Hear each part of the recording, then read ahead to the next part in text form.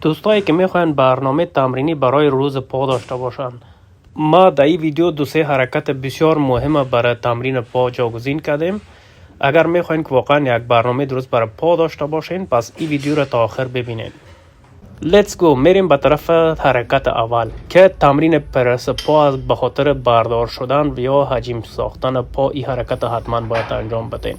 پا را سعی کنین که 4 ست تا 8 ست انجام بدین.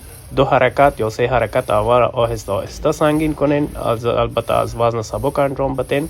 با 8 تا تکرار تا 12 تا تکرار سعی کنین استراحت بین ست‌هایتان تقریبا 2 دقیقه تا 3 دقیقه باشد، چون فشار خونتان میزنه بالا و باید استراحت خوب داشته باشین.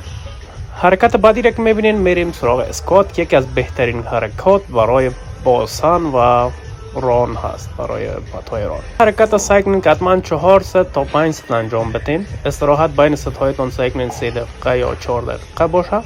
البته استراحت بین ست‌هایتان میتونین 1.5 دقیقه تا 2 دقیقه هم باشه. سعی کنین اگر سرچرخک نداشته باشین یا فشار خونتان پس تنظیم میشه، نرمال میشه، میتونین استراحت هایتان کمتر هم داشته باشین، چون این حرکت بسیار مهم است برای 4 سر ران و همچنان باسن. کسایی که میخوان باسن منظم و خوب داشته باشن. البته این حرکت برای دختر خانم‌ها خیلی توصیه میشه. مردا ناراحت نشین، این حرکت البته برای مردها هم هست. خب بعد از این حرکت بعدی را که در نظر گرفتیم براتون حرکت پشت پای است که همراه دمبل انجام میتین. سعی کنین که این حرکت 3 ست تا 4 ست انجام بدین.